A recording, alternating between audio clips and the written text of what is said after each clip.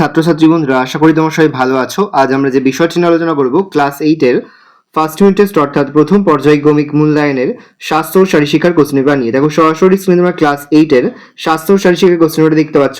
দেখো একের দাগে রয়েছে সঠিক উত্তর বেছে নিয়ে লেখো। প্রশ্নের মান রয়েছে হাফ করে, হাফ গুণ 4 সমান সমান 2। দেখে নাও, চারটি রয়েছে প্রশ্নের মান হাফ করে।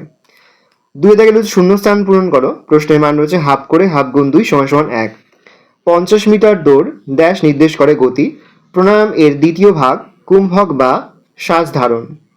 তারপর হচ্ছে 3 দাগে নিচের প্রশ্নগুলোর উত্তর দাও যে কোনো দুটি। প্রশ্নের মান 1 করে 1 × 2 সমান সমান 2।